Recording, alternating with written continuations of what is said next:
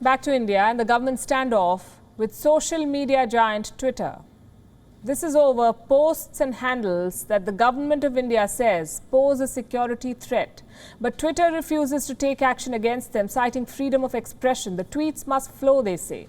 A government notice says these handles are spreading misinformation about the farmer protest in India.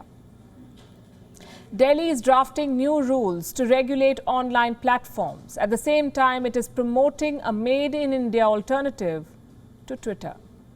Sir, हम social media का बहुत सम्मान करते हैं। सोशल मीडिया ने आम लोगों को एम्पावर किया है। डिजिटल इंडिया प्रोग्राम में सोशल मीडिया का भी बहुत बड़ी भूमिका है। हम आलोचना के भी अधिकार का सम्मान करते हैं। प्रधानमंत्री से लेकर सरकार तक की आप आलोचना कर सकते हैं, क्योंकि इस संविधान का अंग है।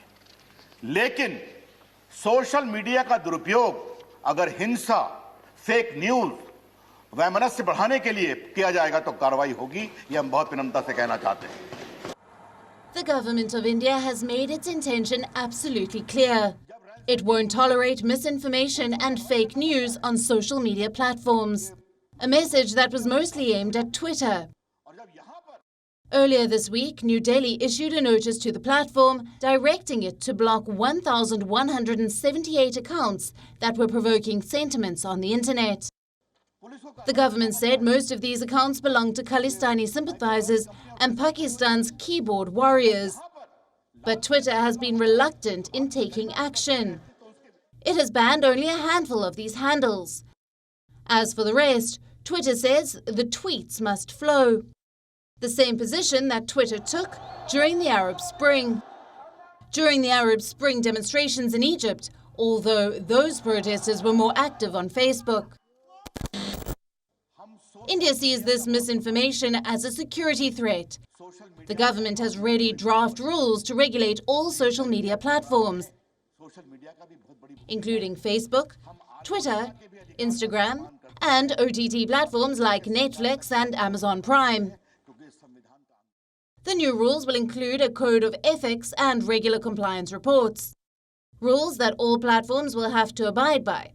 The government will also set up the post of a chief compliance officer, who will respond on a 24/7 basis to any complaints from law enforcement agencies.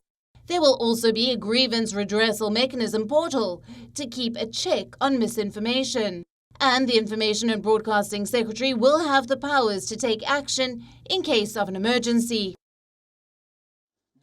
The rules are yet to be finalized. In the meantime, government officials are promoting alternatives to Twitter, like Coup, a made-in-India app that was launched in March 2020.